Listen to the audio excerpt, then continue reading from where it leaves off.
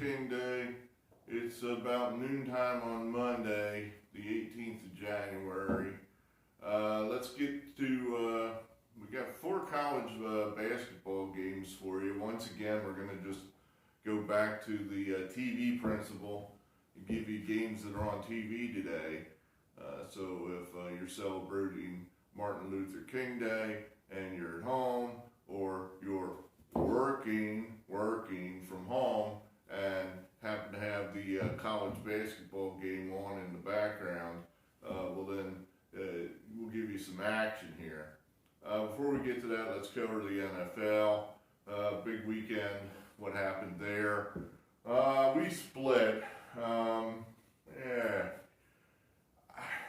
I'm not too disappointed.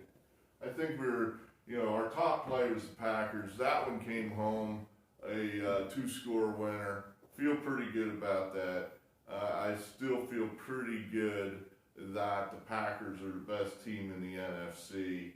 I'll do my due diligence before the NFC Championship game, just in case I think somehow the Buccaneers are going to sneak up and beat them, which they all have already done this year. So, clearly to me, I got to see what the number is, but the Buccaneers I don't think are dead money. Got to take a look at them.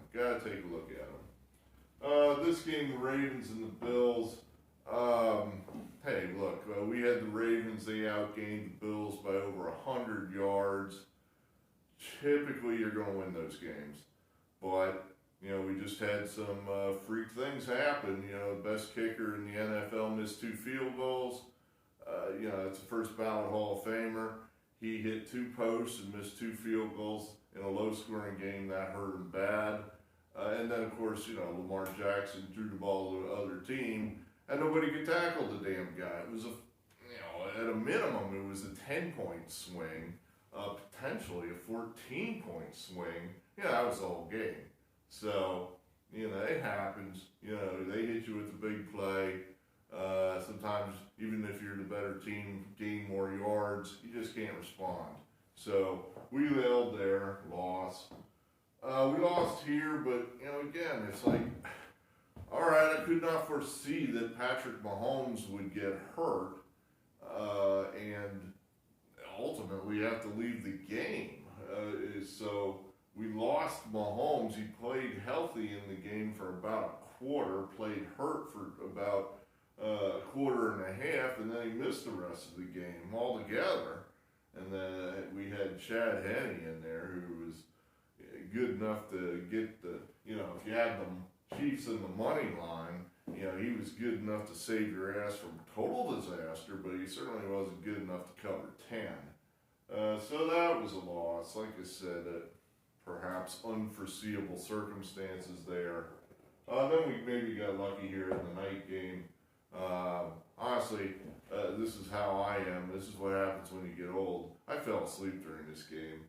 It was 20-13 Saints. I woke up, they're shaking hands. It's 30-20 Buccaneers. It's like, what just happened there? It's like, I think I won. And what happened there? So I guess there were some turnovers. I guess Drew Brees, I've told you this before, that I'm kind of the mindset that Taysom Hill's better than Drew Brees at this juncture. He didn't play. Winston came in for a trick play and threw a touchdown. I would question, perhaps the Buccaneers on that play. It's like, what did you guys think was going to happen there? You got caught with your pants down. Any rate, so we got the Chiefs and Mahomes, maybe. We don't know who. Chad Henne, maybe, against the Bills next weekend. Then you got your Packers hosting the Buccaneers. So really, you got some premium teams there. It'll be good championship Sunday next week. Before we get to the college basketball, one of my, I don't know if this guy's a subscriber or not. I'm going to specifically put him on a spot. I'm like making a segment here just for him. So subscribe, dude, and you know who you are. Mr. Raider fan in South Carolina. So we wants to know what I think of the Eagles coaching search. Apparently the Eagles have put out the word that they want all their prospective coaching applicants to be on notice that they want to retain Carson Wentz, that they want to, fix him. Well, for one thing, that could be subterfuge. In other words, if I was going to try to trade the guy, I'd let the whole world know that I love him and what a great guy he is, and he's just misunderstood. It's that dastardly Doug Peterson that screwed them all up. And, we want to get him better because we know he's still a premium quarterback. Everyone knows that. He's a premium quarterback. What? Come on. You wouldn't pay him that kind of money if he wasn't a premium quarterback. Come on. That's what I would want everyone to think, I think.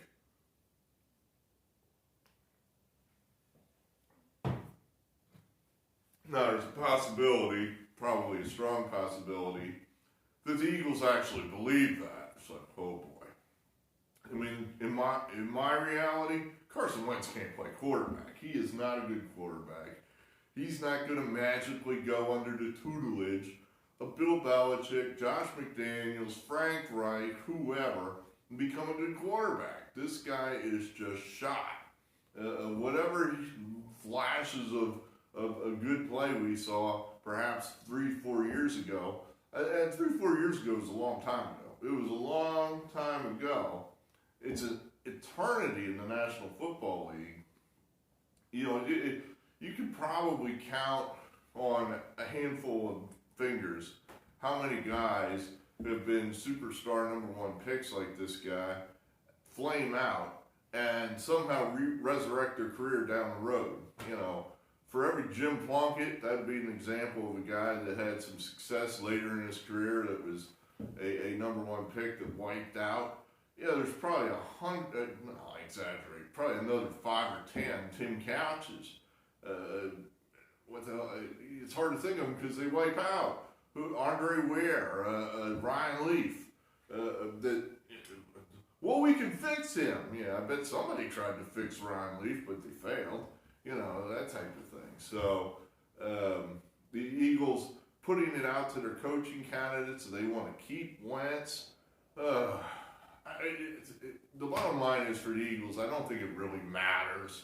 This team is in such bad straits that good coach, bad coach, good quarterback, bad quarterback, I don't know it really matters. I mean, in other words, if they make all the right decisions, they get rid of Wentz, bring picks in, have a good coach, you're still probably looking at 7-9, 7-9 the next couple of years. If you make the wrong decisions, which I would argue is keeping Carson Wentz, well, then you're just going to lose more games. That means the dip will be deeper, the picks will be higher in the draft and better players. Perhaps you'll bounce higher back up on the other side. And with a good coach, of course, you'll, in this theory, you'll jettison whoever said, I can fix Carson Wentz. Once you hit bottom, which will be a pretty deep bottom, maybe a 1-15 bottom, smash. Then you get rid of the guy, and you bring in another guy to put you back up with all the draft picks that you've accumulated by losing. So I don't know if there's really a wrong answer for the Eagles. I'd just soon see the end of Carson Wentz. I've seen enough of this dude. I'd like to give Jalen Hurts a chance to play. That's me. I don't really, I'm not going to be that upset either way. Anyway, there's my comments on the Philadelphia Eagles coaching search. Let's talk some college basketball here. 4 games today. It's a big slate of college basketball on a Monday, holiday, so let's get to it. We've got the Big East. The Big East! Uconn back in the Big East. Why did they ever leave the Big East? How did that happen? These conferences, they're, such politics, I guess, as to who's in what conference, and do we take them? Oh, we don't like them. They don't get to play with us. We get some other guy in here. That 30 and 30 ESPN had some years ago about the Big East Basketball Conference. That was one of the best ones they've ever done. I'm biased. I'm an East Coast guy. I admit it. And those Big East teams back in the day in the '80s, those were my teams. That was my conference, if you will. I missed that. You'll never see this college basketball played that way again. I mean, it was such brutal basketball that they added a sixth foul in conference play just so these guys could play longer and they wouldn't have to change their style of play. It's like, well, we could teach these guys how not to foul. Ah, screw it, we'll just give them a sixth foul. Yeah, that worked out good. So this Uconn here, they're a 7-point favorite. Dan Hurley, I guess he's been called now Captain Brutality by his players. They've given him a t-shirt.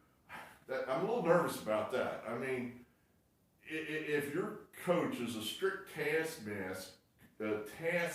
taskmaster who expects precise, correct play and 100% effort at all times, and you feel warm and fuzzy enough to give this guy a t-shirt that says Captain Brutality, I don't know that you're as warm and fuzzy with this dude as you think you are or you should be. So that makes me a little nervous that they're giving this guy t-shirts that say Captain Brutality on it. They're missing their best player. They've got an NBA guy, Boat Knight, something like that. He's hurt. He's out. You're not going to see him again, but you probably will.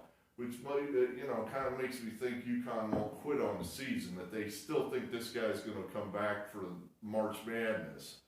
And I think he will. You never know with these kids anymore. Where he might get an agent in his ear going, "Don't come back. Don't come back. You'll jeopardize your draft status. Don't come back." So he'll probably come back. Even without him, we think UConn's the play here. UConn's been off for a week.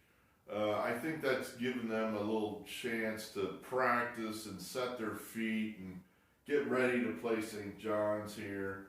UConn and St. John's, they used to play every, twice a year back in the day. Now, they haven't seen each other in a long time now because this is UConn's first go-round in the Big East.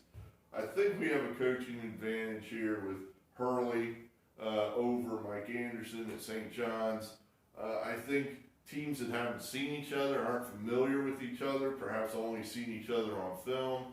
I think you got a big, that's where I think the coaching advantage stands out even more. Where perhaps, a team you play over and over and over again, Jay Wright, he struggles sometimes with Georgetown, even though he's a much better coach than Patrick Ewing is. But he will struggle at Georgetown sometimes just because the teams are so familiar with themselves that, Patrick knows what Jay likes to do and vice versa, and there's only so many tricks that the good coach can use to try to get one over on the not so good coach. Well, here I think Hurley has an advantage. Like I said, we don't love this game because we're missing our best player here with UConn. St. John's, they're just so, but they could get close here. 7. Let's put it this way: this number opened at 9. That's high. 7 is a lot more comfortable. That now you're getting in the realm of it's a 2-point game, it's a 3-point game. Now it's hack and slash time as we desperately try to catch up at the end. Hey, you make a handful of free throws next to 3 points become 8 points. Game's over. We win. So we're going to take UConn. 4 o'clock. 4 o'clock game here on CBS Sportnet. For us people in Philadelphia, this is a nice bridge to the big games tonight. For the rest of the country, I would recommend go take a nap or work out or something. You got 2 of the worst teams in the A10 out of the. I don't know. I guess we're calling it the Big 6 now. It's forever been the Big 5 in Philadelphia. Villanova, Temple, Pennsylvania, St. Joe, LaSalle, Big 5. Then I guess we're throwing Drexel in there, just because they're a D1 team. I mean, shit, why don't we throw Delaware in there too? Then we'll be the Big Seven. You know, Delaware's just down the road in Newark, Delaware. That's not that far. But, you know, these teams they've seen better days, let's put it that way. They're the worst teams in the A-10. It was hard to even find any information about these teams. I just think Ashley Howard's a better coach than Billy Lang. Lang, I re-looked up his resume. I'm like, why do I hate this guy? One reason, he has a terrible against the spread record. He was at Navy. I don't think he did that well at Navy. Even though he won a Coach of the Year award there, and then he left, and Navy was terrible after he left, which I kind of view as, wait a minute, what did you do to recruit younger players there to make sure the cupboard wasn't bare, or did you just, you know, have a good year with a bunch of seniors and then took off? He sat on Brett Brown's bench as an assistant for, 4 or 5 years there, and I don't think Brown's that good of a coach in the NBA. I guess the only thing that recommends Lang to me is he sat on Jay Wright's bench a couple times. You know, that's basically Ashley Howard's key item on his resume. Of course, he also tutored under Chris Mack at Xavier. So, anyway, it's basically just an opinion play. It's Ash Howard over Billy Lang. We're going to lay the 2 points with LaSalle. That's what we're doing there.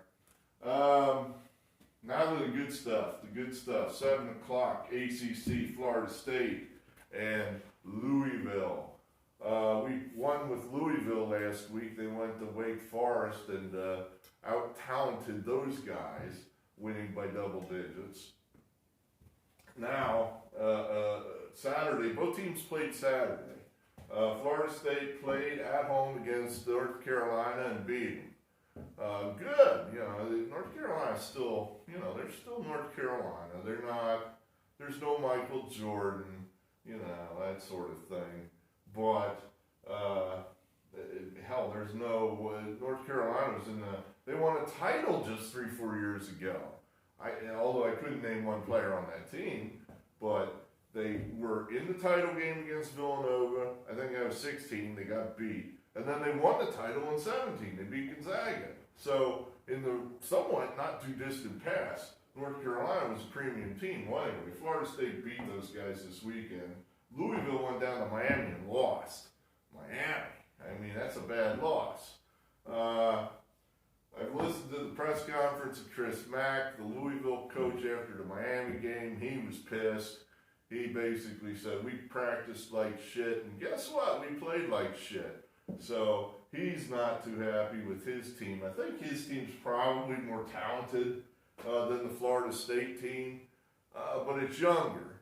And so I just, you know, a lot of freshmen, sophomores. I don't think Max quite had the ability to really hone these guys to a sharp edge yet. He's only had 11 games so far this year.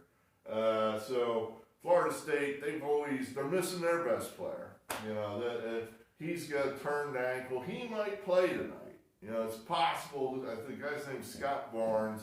He might play tonight. I could not find anything definitive on this guy. Did he make the trip? Is he with the team? Where is he? Did they see him on campus in Tallahassee? That'd be bad. But I don't think you're going to need him necessarily. I think this number reflects he does not play. I think that's the assumption. If he does play, you're getting all kind of value, I think, with Florida State. Even without him, Florida State has beaten Louisville the last, I think, 3 times out and beaten them and covered. Maybe 4 times out. I'm not sure which. Just think Florida State's going to have enough talent, even without their best player. They're big. They're old.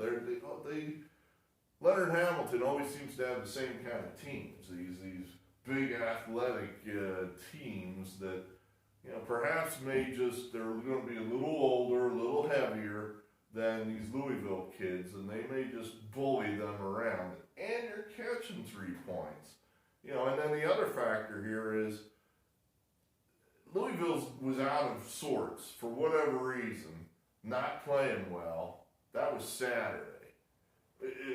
They're not going to have time to adjust, have a practice, get their shit together, practice well, and then have that translate onto the court in 48 hours. There's just no time. So probably the same crummy team, the same crummy teamwork that you saw Saturday out of Louisville, I think it's likely you're going to see it tonight up in Louisville against Florida State with the short turnaround. So all those reasons, we're going to take Florida State and the 3 points. And then lastly, I didn't circle this one because we got to have some mystery in this show. The big game out of the Big 12 tonight. You got Baylor, you got Kansas. I saw the offshore book that I have an account, You Wager. They got it at 9. I don't know, is this a trap? I mean, 9 points, I'm getting 9 points with Kansas? With Kansas, I mean, that's a premium team. That's a team that always has NBA talent on it somewhere. And I'm getting 9 points. Is this a trap? I don't know. If it is, I'm falling into it because I'm taking Kansas. We're going to go ahead and say this is our top play of the night. I don't know. Last year, Kansas had some, I guess you could call them NBA guys on their team, and they graduated. Meanwhile, the Baylor bunch, which, according to Ken Pomeroy, both teams last year were going to be number 1 seeds in the tournament. That never happened, of course, because. And now, Kansas lost their 2 top, I'm going to say top players. Their 2 oldest players who got the most minutes and what have you. Whereas Baylor has pretty much returned their whole team from last year. And, I'm just going to say, you know what? Kansas, these guys recruit better talent. They're a bunch of guys on that Kansas team that you haven't heard of that haven't been getting minutes because, they've just had to wait their turn. And you're going to see some of these guys tonight and say, who are these guys? 9 points, Kansas getting 9 points in conference. If it's a trap, I'm falling into it. I'll take it. I'll take those 9 points. So, there you have it. I got to update the scoreboard at some point. I haven't updated that in a while if you're looking at that. That's not accurate. We got to update it. Those numbers are probably have gotten worse, I'm thinking. At any rate, we got Uconn early. I think that's a 2 o'clock game. LaSalle. This is probably the one I feel the least comfortable with. I like Florida State pretty well. I don't know why to have just the 1 star on that. Probably the injury. That just makes me a little leery. But Uconn, Florida State, Kansas, that's our top play. LaSalle. There you have it. So let's have some fun this afternoon on Martin Luther King Day. We'll have some more videos for you this week. We got the NFL championship games next Sunday. Good, very good. Thanks for being here. Hit the like button, hit the subscribe button if you really want to get into it. And we'll talk with you again. Eric Arnold, from me to you, good basketball, out.